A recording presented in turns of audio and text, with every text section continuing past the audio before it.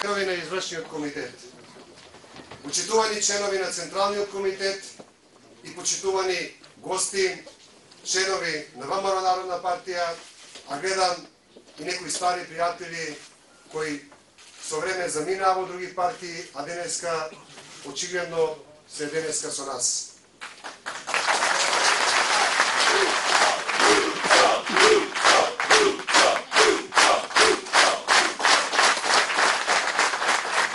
Во сите овие години, од кога се формира ВМРО Народна партија, од 2003 година, сите вие сте сведоци дека немаше централен комитет на кој не ќе станеше некој од вас и да побара јас да ја земам председателската функција.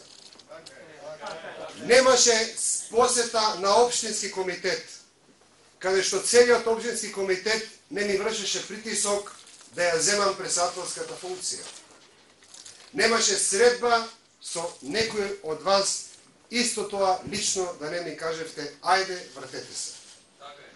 Секогаш јас тоа го одбивав. Дури имаше многу централни комитети на кои дури ви се лутев и барав од вас да престанете со тие барања. И секогаш давав подршка на тие што беа актуелни председатели.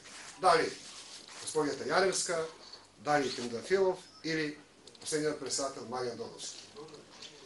Овој пат, кога го имаме предлогот на извршниот комитет и кога имаме вашето барање за моје враќање на местото председател на ВМРО Народна партија, јас без една сламка задршка ви велам, ви благодарам за подршката, ја прифаќам и ќе ве водам.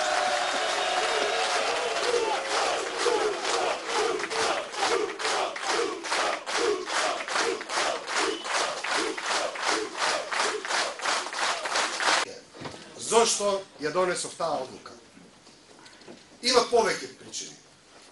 Првата причина е одговорноста према вас, према вашата истреност во сите овие години. Конечно и на последните избори, со поразот кој го доживеавме, ние се зацврстиме на местото трета политичка сила во Република Македонија. Сепак тие 30.000 гласа треба да ги почитуваме и да бидеме одговорни за нив. Токму затоа што имаме во нашите раце една силна политичка партија која не само на последните, и на предпоследните секогаш го утврдува третото место во Република Македонија. Имаме одговорност да ја продолжиме оваа битка. Втората причина. Однесувањето на последниот председател господинот Маријан Додовски. Сакам да се задржам малку, затоа што претпоставувам дека и вие сакате некои објаснувања. Меѓутоа јас ќе ве потсетам на оние кои беа присутни на последниот централен комитет на мојот говор. Тогаш зборував општо, не зборував за конкретни личности, меѓутоа ќе ве потсетам на овие зборови. Доста ми е од тоа некои луѓе и поединци оваа партија да ја третираат како приватен бизнис со кој ќе си ја подигаат својата цена и потоа ќе се продаваат во ВМРО ДПМН. Доста ми е ВМРО Народна партија да биде биро за вработување, затоа што вие ако забележувате, ВМРО Народна партија навистина стана биро за вработување. Од време на време ќе им пратиме еден контингент во ВМРО ДПМН и сите ги вработуваат таму. Тоа е порака и до оние што се во ВМРО ДПМН таму. Има ли некој од ВМРО Народна партија што е во ВМРО ДПМН да не е без работа или да не е со повишена функција од која има заминето таму? Така што и заради тоа ќе бидеме тука да им правиме проблеми и на нивните членови, меѓутоа и да им помагаме на нашите членови. Тоа беа зборовите кои општо ги кажав, ама се однесуваат на една конкретна личност и тогаш, затоа што заедно со членовите, со дел на членовите на извршниот комитет, и тогаш почнавме да забележуваме едно чудно однесување од страна на председателот. Јас ќе ве потсетам дека после заминувањето на Ѓорги Тернофилов,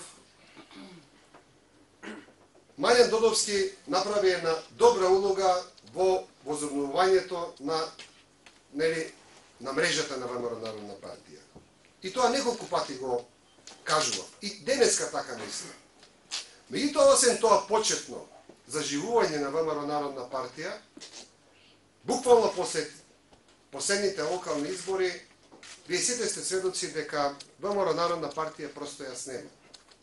Јас нема во однос на активноста на општинските комитети, јас нема во однос на пресконференциите и било она што се нарекува политичка активност.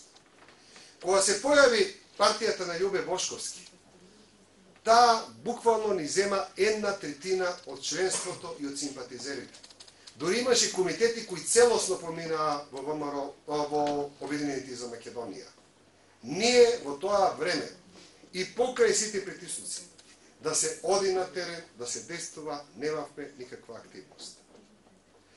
Дојда парламентарните избори. Јас не сакав да зборувам досега, меѓутоа членовите на извршниот комитет го знаат. Ние се што требаше да се прави за тие парламентарни избори го правевме со едно огромно задоцнување.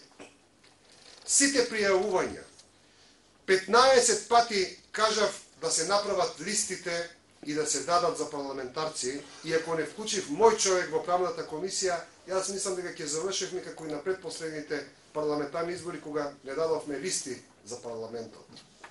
Се одеше со некакво задоцнување. Од запалки, од плакати, од пенкала, од мајци. Сето тоа комитетите го добиваат 2 или 3 дена пред самите избори. Да не зборуваме за целата таа структура партиска пред изборите. 6 пати најмалку имам разговарано со Маријан Додовски, стави ги координаторите на изборните единици. Вие знаете ли дека без координатори на изборни единици бевме на овие избори? Му велев, избери председател на Унија на млади сили. Постојано имаше некој образложение, се кара, не знам, се расправа, било кој стави, да знаеме еден кој е, нека ќе му дадеме шанса за изборите, нека има Унија на млади сили. Без раководство на Унија на млади сили одевме на избори. Без раководство на Унија на жени одевме на млади сили. Завршија изборите. И поглед тоа што имаше барање од многу од вас повторно да се промени Маријан Додовски, јас бев тој кој застана, реков, нека продолжи со неговата активност. Никаква завера, никој од извршниот комитет не се обиде да му ја преземе функцијата, му дадовме нова шанса. Меѓутоа, после изборите почна да се случуваат уште по-чудни настани. Времето минуваше, ВМРО Народна партија никаква пресконференција.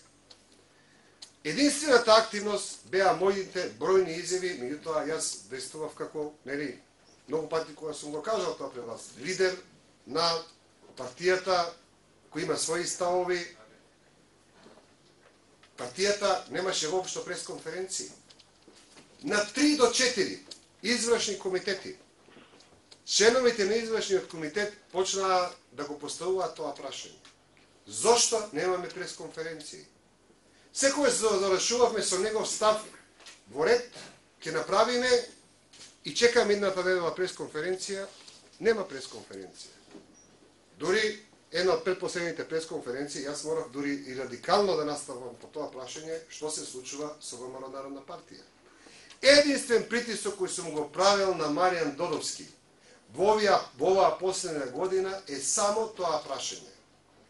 Пресконференции, прави пресконференции за било што. Ако сакаш и фарија владата, ама прави пресконференции за да видат луѓето дека сме активни и дека сме живи како политичка партија. Тотална блокада на пресконференции. Од време на време ќе се пуштеше некое соопштение од типот дека учениците по математика не биле исти во школите во Македонија, или не знам, едно соопштение последно, не знам, за Доријанското езеро, ама соопштение кој никој не го објавува, нити го коментира. Значи имавме една посебна пасивизација на она што се нарекува партиско действување. Второ, активност и работа со општинските комитети. Сите вие сте сведоци. Од изборите до денеска, до вчера, дали бевте посетени од страна на председателот, дали беше одржан некој состанок. Тотално блокирање на Унијата на младите сили. Унијата на младите сили, дел од раководството што помина пред месец дена во ВМРО ДПМН, и ако се сеќавате на пресконференцијата, сите зборови и критики беа упатени за Маријан Додовски, не беа упатени према никој друг. Унијата на младите на жените исто така никаква активност. Постојано некоја измама, утре ќе направиме, идната недела, идниот месец и ништо не се случуваше. Сега, кои се причините за тоа? Причините за тоа, мислам дека ни се јасни. Уште многу одавна од некои членови на извршниот комитет ми беа донесени договорната листа на господинот Маријан Додовски во македонските банки. И таа последен пат ја проверивме негде околу Нова година. Значи, а не само банките, јас можам да ви кажам, половината членови на извршниот комитет се закрпени со некакви долгови према председателот, така што ги охрабрувам да се ги бараат парите назад. А имаше една многу лоша навика. 20 членови на извршен комитет ги исклучи затоа што исто така им должеше пари, па се скара со нив за да не им ги врати парите. Така што станавме една чудна организација, меѓутоа, каде е проблемот? Проблемот е што за тој долг, многу луѓе имаат долгови во Република Македонија, меѓутоа, кај него е малку покарактеристичен долгот, се работи за некој долг од 100.000 кој претходните месеци малку и се намалени покрај изборите. Има дадено 2 хипотеки, својот собствен стан и куќата на татко му. И не е проблемот ни во долгот. Проблемот што кај нас побудува сомнение, што таму има партии кои над 280, скоро 300 дена не се плаќаат. На нормален граѓанин, после 3 месеци, му се активира хипотеката од банката. Кој е тој што во банкарскиот систем го штити овој долг на Маријан Додовски? И не е само тоа. Ние имаме и многу конкретни информации преку кој градоначалник во Скопје му се давани финансиски средства, ги знаеме. Мислам дека тоа се ширеше малку и претходно, јас не сакав да верувам на тие приказни, меѓутоа очигледно приказните не биле само приказни и за жал ние станавме со тек на времето заложник на еден човек, за жал, во конкретниот случај председател на партијата. Понатаму, за сабота, за вчера ние имавме закажано редовен извршен комитет, инаку ќе ве потсетам, 2 месеца немаме закажан извршен комитет и во поканата што им е пратено на членовите, овој извршен комитет е напишено горе по барање на почесниот председател. Значи, ако не барав, ако не инсистирав да се одржи вчера извршен комитет, ние немаше ни да имаме извршен комитет. На тој извршен комитет тој требаше да поднесе финансиски извештај кој 4-5 пати му се бара на извршен комитет, членовите на извршен комитет се сведоци, и исто така да даде список на долгови, да знаеме како ќе ги решаваме како политичка партија. Значи, она што посебно во целата оваа ситуација не заболе е што навистина нашиот председател почна да ја третира оваа политичка партија како своја приватна бизнис фирма.